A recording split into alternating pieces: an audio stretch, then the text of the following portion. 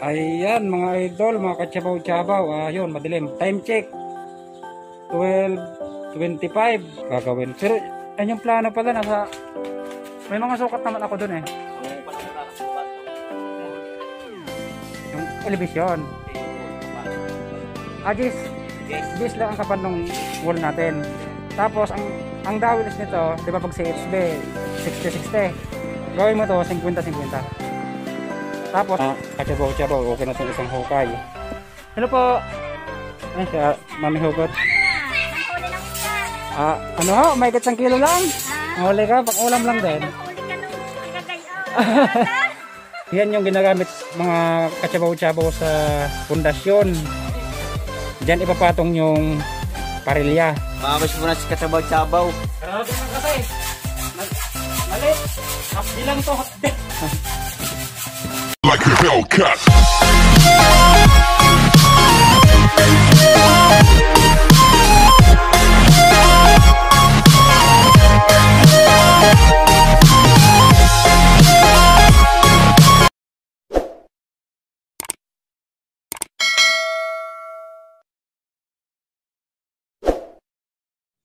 Ayan mga idol, mga katsabaw-tsabaw, ayun, madilim. Time check, 12:25 ng tanghali. Ay, tama, 12:25 na nga po. So, ngayon pa lang po ako makakapunta doon sa inaasikaso nating bahay ni munting tahanan ni Kabugoy at Kakilay.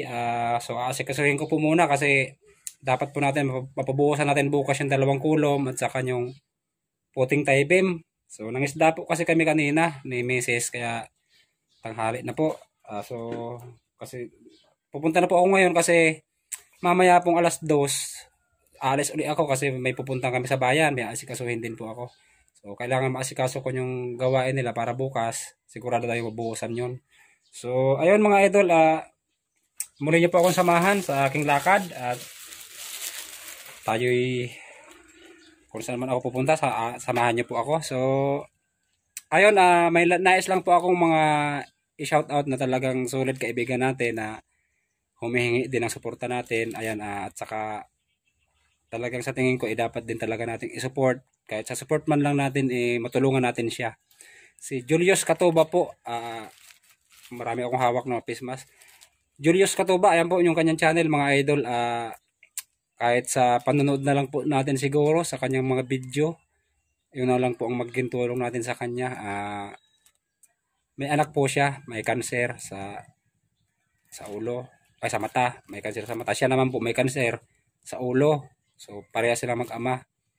So talagang kapos na kapos sila sa pang araw-araw nilang pangailangan. So naway mga idol, ma-support din po natin kahit mapanood man lang natin yung kanilang mga video o yung vlog. So kahit paano po sa ganung paraan matulungan po natin.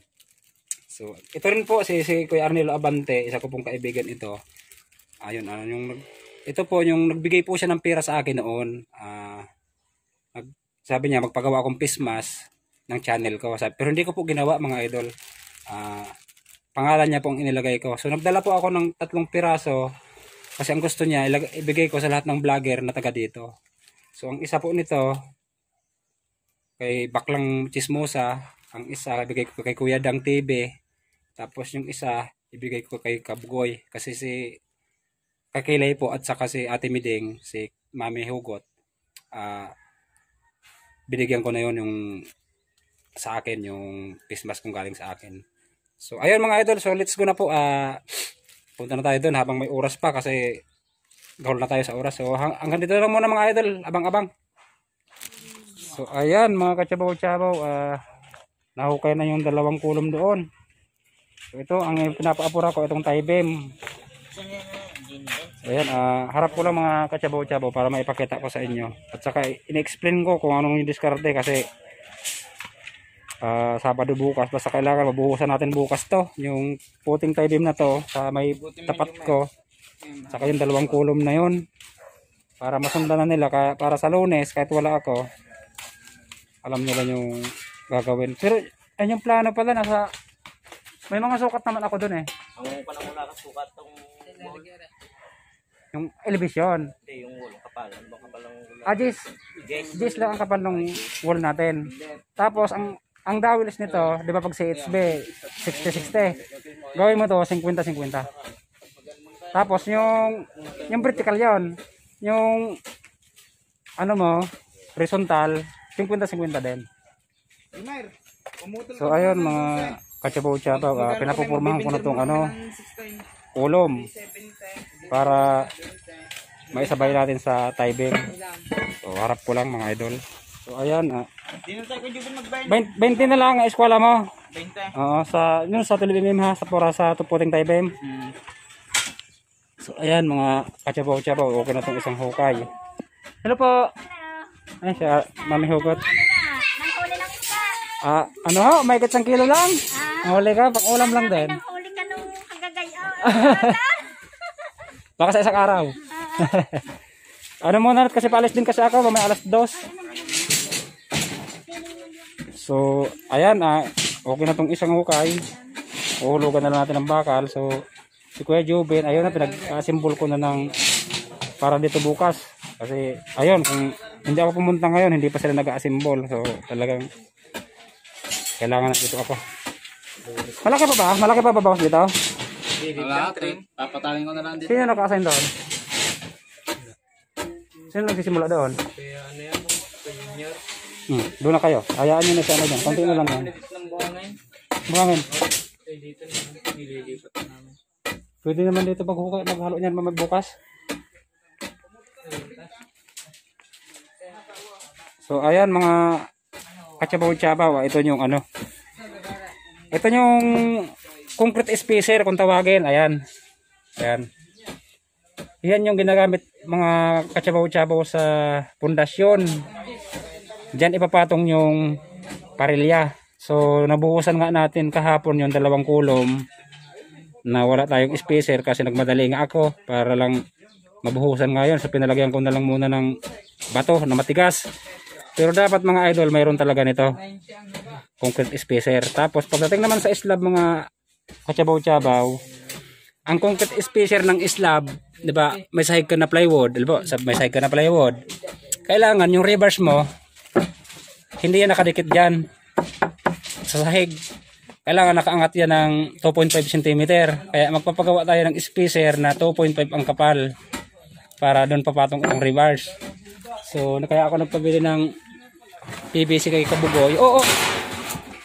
Kaya ako nagpabili ng PVC kay Kabugoy na Didos, ito, Niltex. Ito. Para dun sa gagawin nating spacer para sa slab at saka sa beam. Sa beam naman, ang spacer natin is 3 cm. 3 cm yung space, yung kapal para hindi siya dikit sa sahig. Pati sa sidings, ganun din. So, ayun, yung kabilang poste, sinisimula na din. Yun. So, Christian, kung ano yung mga muna yung plano, nado sa upuan ko sa sasakyan para may paliwanag ko kay Junior. Kasi baka matakpan yung pintuan, ma-layout ko na dito.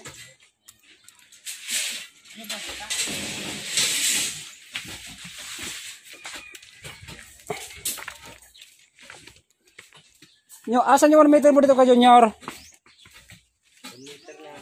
Galing doon. Nagbago to, di ba? Ito yung galing doon sa kabahayan ni Ate Mideng. Ito. Di ba ibinataas? Taas ng pwede, taas lari ng Di ba? yan ang 1 meter na dati. Di aangat pa tayo ng panjati. 2 inches. Ito ng 1 meter Yun. Dito taas naman na 2 inches to. Taas ng 2 inches. So ngayon, pag yung pasamano ng bintana, mula dito sa 1 meter mo ha. Ayan, wala sa 1 meter mo. Aakat ka lang ng 85. Akit ka mo ng 2 pulgada dito. Diyan, akit ka ng 2 pulgada. Tapos akit ka ng 85. Hanggang doon lang yung pasamano ng bintana. Kasi maging 90 yun. 90 ang finish ng pasamano niya. Kasi 2.4 yung floor to floor natin para may 150 yung height ng bintana. Ituturo ko sa inyo layout mamaya dito nung pintuan kasi baka mapormahan mo yung pintuan, mawala ng butas.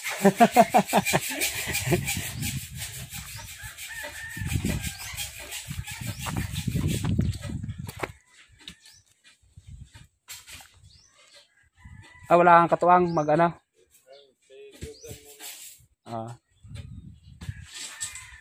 Ito bali 4 lang din naman ang ieskulahan nito eh. Yung 12mm. So ayan, naka-ready na rin. May mga alambre na. So ito lang kailangan matutukan to ngayon.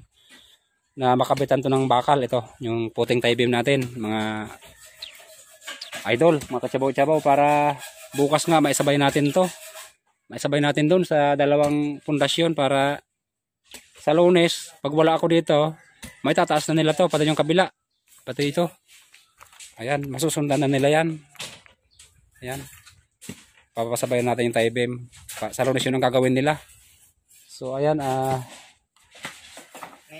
dito lang muna, mamaya uli. Papas mo na si Katsabaw-Tsabaw. Grabe lang kasi. Mali. Hapdi lang to, hapdi.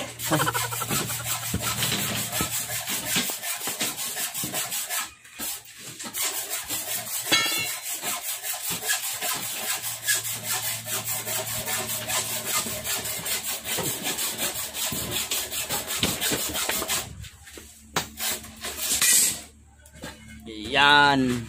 Ano yung mga kabugoy? Yung gagawin posti. Ay, mga Katsabaw-Tsabaw. Sinupi lang yung dulo para ano, para talian sa kanyang forma.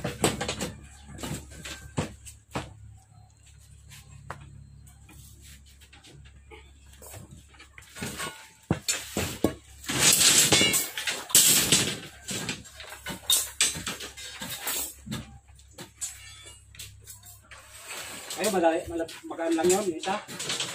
Ang 12mm.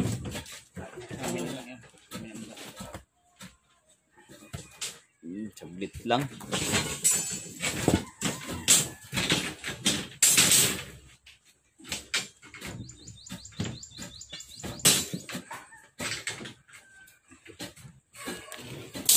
Mabuti pala, may dala ko to. Maraming na una. Teka. Tuloy. Okay.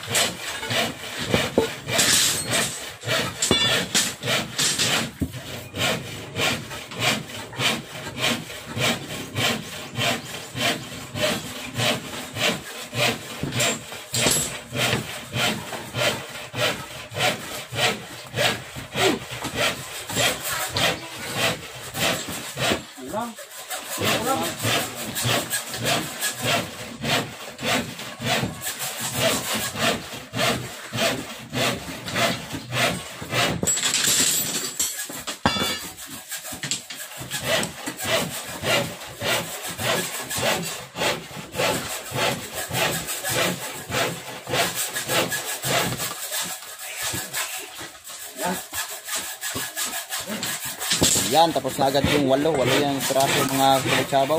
Kasi hindi ako nakapagdala ng binder na malaki. Naiwanan ko sa Laguna, kaya hindi kaya ng 2 tao lang kasi ito ang liit, oh. No. Maiksi pa. Naiwanan ko yung isang malaki. So pagbalik ko sa 1 linggo, dala-dala ko na yun. Ayan. Kasi sa sunod na linggo, mag-ano na tayo, no? Beam na tayo. Pag-beam na. Yan, kailangan ng malaki ng mga kabilyang gamitin. Pag-uwi ko sa Miyerkules, magbibim na tayo. Ayan.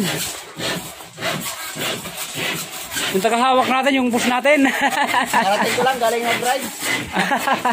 Hindi ka parang nakapagkuha ka na? Kanina mga kakunti. Okay. Okay.